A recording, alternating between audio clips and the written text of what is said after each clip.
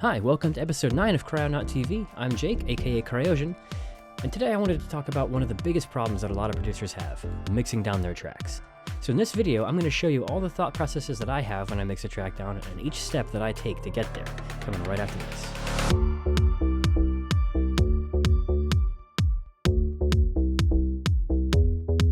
So right here is a track that I've pretty much finished to this point. I've been working on it for the last few weeks, and it's already mixed. It needs to be mastered still, but it's just about done. I wanted to kind of go through it again and show you how I mixed it, and we're going to remix this whole track. And just so you can see how I do things. This isn't the only way to do it, but this is how I do it, and it works well for me. So when it comes to mixing, there are kind of two schools of thought. One is that you mix as you go. So let's say you create this kick track here. You're going to set the levels there, and you're going to do that to where it works for you there. As you go later, you're going to add a snare and hats and whatever. You're going to add the levels in then and adjust them all. Adjust all levels at that point so that that track fits. Then as you add a bass or multiple basses, you'll add those levels in and adjust all those levels too. Same with the synths and effects, everything you have. And then by the end, your levels should be pretty good and you don't have to do anything. The problem that I found with that, for me, is I was just adding things and adding things and adding things. And by the end, it was just too loud and clipping all the time, and it was impossible to get it to sound good. And it was just such a pain to have to go back through every single channel and bring it down 3 dB, 3 dB, 3 dB for all those channels just to try and get it good. And then, okay, it's still too loud, but what doesn't work? And then it's just a pain trying to like juggle all these different things at the same time. So that method didn't really work for me. The other school of thought, and that's the one that I use, is to kind of mix it as you go a little bit, but then at the very end, you're going to bring all the levels all the way down to 0, and you're going to bring in one element at a time, and then mix it from scratch completely. So you have a whole track already built out, already arranged and everything, but the levels all get wiped out, and you slowly bring in each element, and that way you can set each one to its optimal level. And for me, it just helps a lot more. It also kind of separates the creative and arranging stages to the mixing stage. It's a separate thing all by itself. And I kind of like having that distinction. The other things that I do as well as setting levels is to set the panning, if I haven't already, as well as EQ every single channel, if I haven't already again.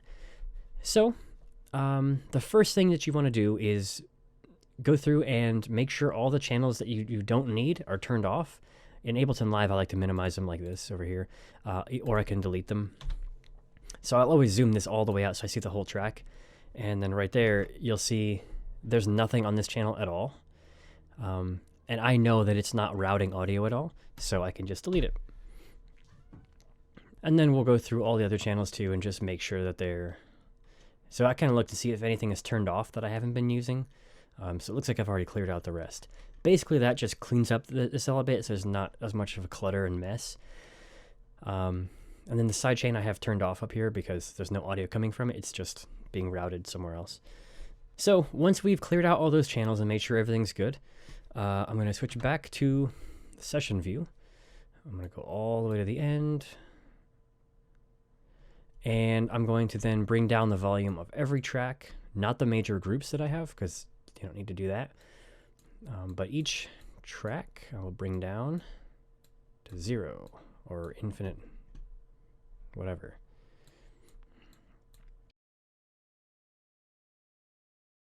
All right, so everything is down to 0 except for the kick. And the kick I will generally set at -6. That's a pretty good starting point for most dance music at least. You want to have your kick and your snare be your main elements for the drums that you can always hear because they're going to set the whole cadence of your song. Starting at -6 is pretty good usually. It gives you some headroom, and if that's going to be pretty much the loudest thing in your mix, then you should still have a couple dB of headroom above that. So the next thing you're going to do before you start setting your levels, and you can do this before this previous step where you bring everything down to 0, it doesn't really matter. You go back to arrangement and pick the most busy section, so like your chorus or your drop. We're going to highlight the section, we're going to set the loop. You can hit Command L or Control L as well to set that loop. And that's going to be just kind of going through over and over and over for this most busy section so that you can just bring in each element over and over and set the levels and not have to keep hitting stop and play and stop and play. And now don't worry if all of your elements aren't playing here.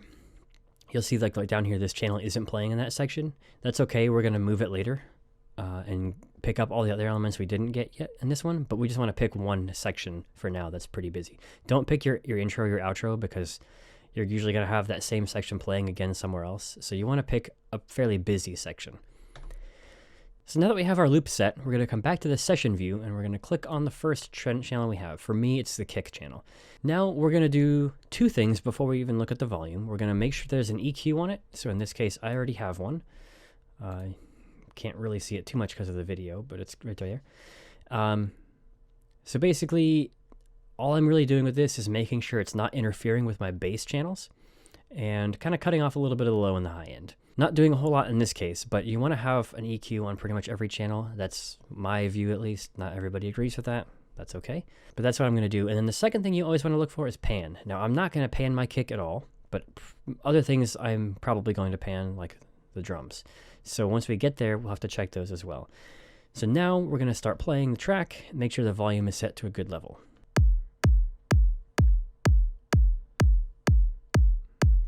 And then once that's playing, we're going to start bringing in the other elements.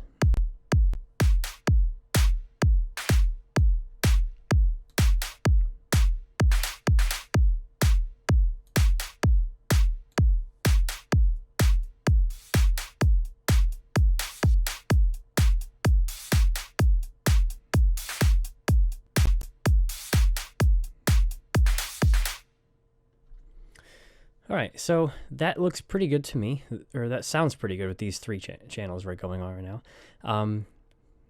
So now we'll go back to the snare. We do have an EQ set again, so it's a very steep low cut here, so getting rid of the lows. There is a compressor on here as well. You can do that during the mix stage, or you can do that beforehand, it doesn't matter. I'm also going to leave this in the center and move on to the claps. So again, all what you can see over here is pretty much cut out on the low end.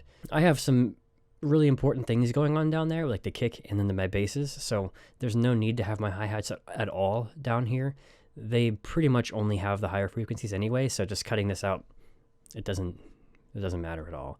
Now these I will pan a little bit, so what I like to do with using drum racks especially is pan each individual sample rather than the whole channel, because it can kind of sound boring if all of your hi-hats and claps and whatever are in the exact same position to the left and right. So over here, this one's pan to like 13. Let's see, do I have anything else? This one's pan 7. And then this one's pan 7. So that way they're in a little bit of a different position, and that's a lot easier than trying to automate stuff in this channel with the whole overall channel. You probably even can't do that sometimes. So that's what I like to do, is pan each individual sample. Basically, you do that by just dragging in, dragging in utility onto this little pad. And then when you click on it, there's the sample, and then there's utility. So now you'll notice that there is a percussion channel here, but there's nothing playing, and that's okay. We're going to come back and get to that one later. For now, we're just going to go through all the channels here and just get everything that's playing for this section and try and get them balanced. So onto the bass. Again, you'll see there's a couple EQs. This one's got an instrument rack, so I have a couple different channels here within this one channel. So those are EQ'd individually, as well as a master EQ to kind of just tame everything together. So one thing you want to probably keep in mind is that you're most likely going to want to solo this channel when you play it. Make sure you bring the volume up first. And that kind of lets you hear what that sound has as far as lows and highs and whatever. So start your EQ there, but you never want to do everything in solo, in isolation, because this sound, this whole track, isn't going to be played by itself through the whole song. You want it to sound good when mixed with everything else. So when you're adding your EQs, especially during mixing, make sure that you do solo it just to kind of get a feel for that track, but then take that solo off when you're actually going to do the final EQ, because you need it to sound good as a whole track, rather than individually. So back to mixing with levels. Let's start bringing these ones back in and try and get the basses mixed in now.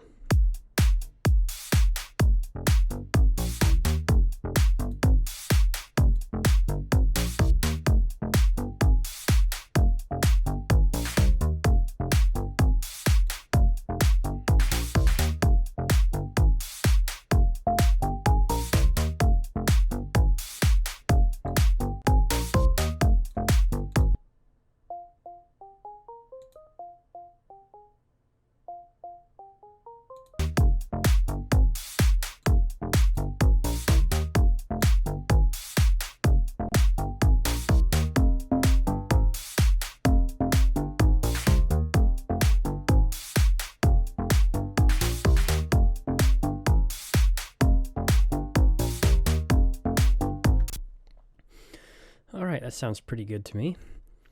So then we'll go through again, just make sure that there's some EQs, a couple of them. So the basses look pretty good now. Let's move on to the synth.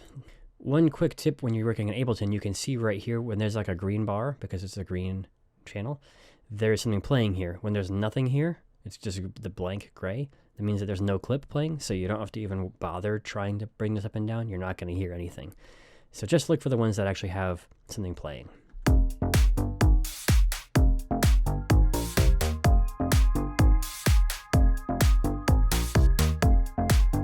Be careful with your pads.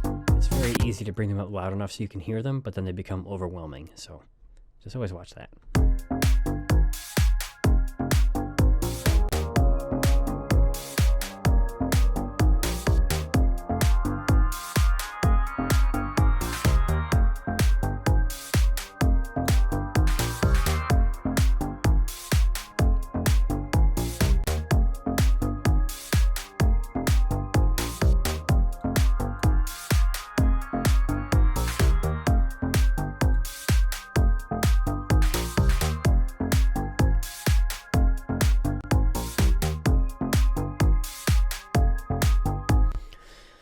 All right, so there's our synths done. And again, make sure you go through and EQ everything. These are frozen, which is why they look blue. So they were really killing my CPU earlier. So I froze them, and so they are put in memory instead of using your CPU. So it's a little bit easier on your computer that way.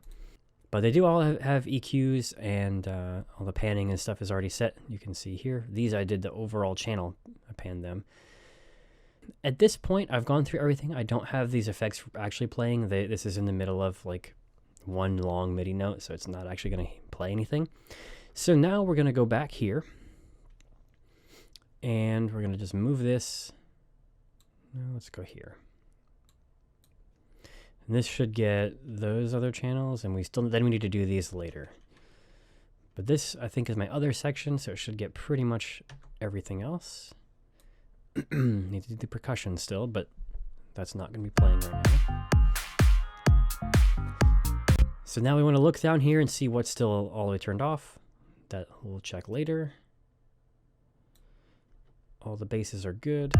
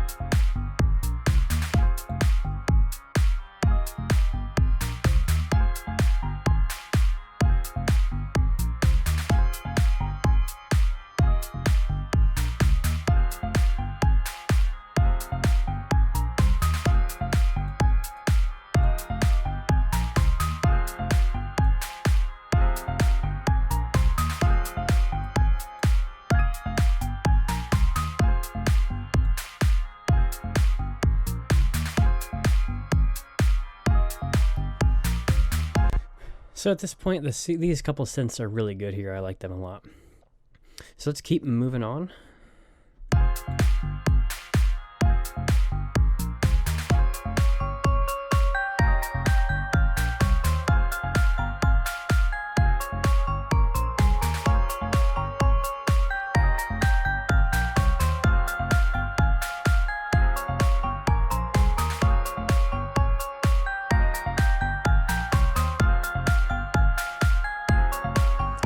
One common thing to do is to leave your lead sound, like this channel right here. This is kind of the focus of this part. To leave that in the center, more or less, and then have everything else to the side. So I have the other two piano kind of sounds to the left and to the right, kind of providing texture and ambience to everything, while this main lead is right in the middle. So it's kind of the main focal point. You hear this one a lot more than the other two sounds. It's also a little bit louder than them. And don't use these. These are relative because this is a louder sound in general, or has some effects that make it louder, or whatever it is. So, but even though it's a little bit lower than this channel, technically, it still is louder.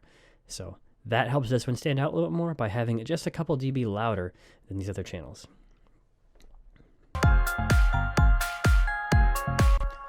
All right, so at this point, we just need to kind of fill in the gaps. So let's go ahead and do this. All right, let's get the percussion now.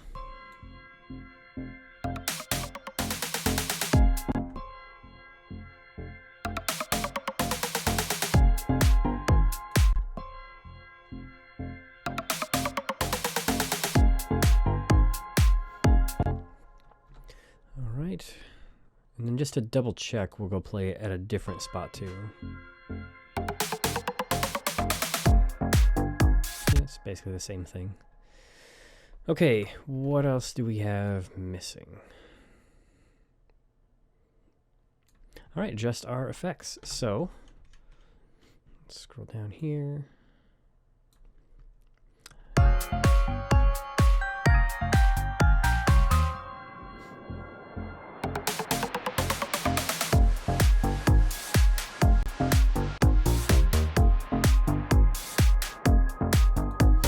So be careful with stuff like this. This is a filter sweep on this, so it has no sound, and then as it opens up, it gets a lot louder and louder. You don't want to bring that all the way up, and then all of a sudden it gets super loud and hurts your ears, hurts your speakers. So bring those in slowly.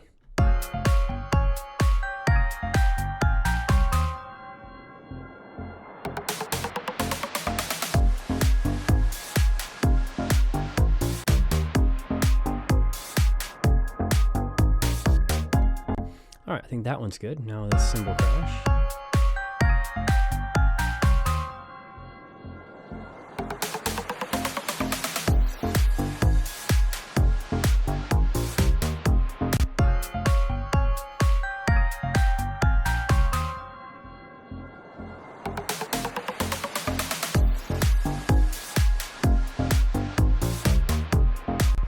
All right, I think that's pretty good.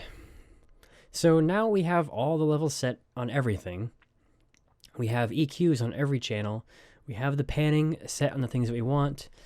So at this point, the track is basically done. All we need to do is master it, and that gets very tricky and is a whole separate thing. So that's how I mix my tracks. You know, again, just to recap, get your arranging done, get all of your effects done, finish everything, and then bring all your levels down to 0. Then start with one channel at a time. Start with the kick, bring that up to about -6, and then add in each channel slowly until it sounds good together. And then once you finish a whole group, you may need to adjust some levels a little bit, or once you bring in the bass, you may realize that the snare is too loud. That's okay, but this allows you to start from scratch with a fresh channel and everything. So you do that through the whole thing, and while you're doing each channel, you also want to add EQs to everything that doesn't have one, and do any panning that you want to have at the same time. And then once you're done with all that, you've got a fully mixed track. All right, guys, thanks for watching the video. Go ahead and like and subscribe if you want to see more tips and tricks like this and tutorials.